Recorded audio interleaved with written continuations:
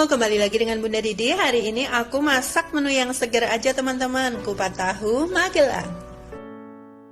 Kupat tahu Magelang ini rasanya segar banget karena kuahnya itu segar, pedas, sedikit manis, kemudian ada rasa creamy karena memakai kacang tanah goreng.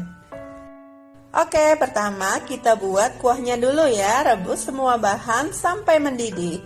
Aku pakai saucepan dari seri Glopan Instant Cookware. Nah ini saucepan ini serbaguna banget, bisa untuk bikin saus, kuah-kuah makanan seperti ini, dan lain-lain.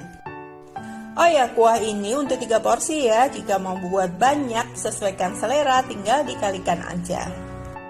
Selanjutnya bumbu lain yang wajib adalah kacang tanah. Kita goreng kacang, aku pakai frying pan 20 cm dari seri Glopan Instant Cookware juga. Selanjutnya kita siapkan bahan pelengkap lain, ada kol, seledri, tahu goreng, ketupat, tauge yang diseduh, dan juga jangan lupa bakwan gorengnya ya. Untuk tahu, pilih tahu yang enak ya, karena kunci dari kupat tahu itu adalah tahu yang enak. Lalu goreng setengah kering. Lalu setelah kita siapkan bahan-bahan, kita siapkan bumbu per porsinya. Untuk tiap porsi tambahkan cabai sesuai selera, lalu bawang putih sedikit aja agar tidak langu.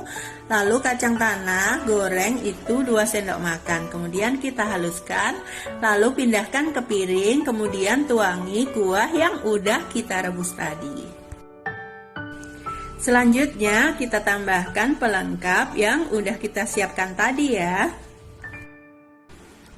Nah, jangan lupa tambahkan seledri, bawang goreng yang banyak, lalu jangan lupa bakwan yang udah diiris-iris ya. Nah, seperti ini, kupat tahunya udah siap, tinggal tambahkan kerupuk, lalu sajikan. Selamat mencoba!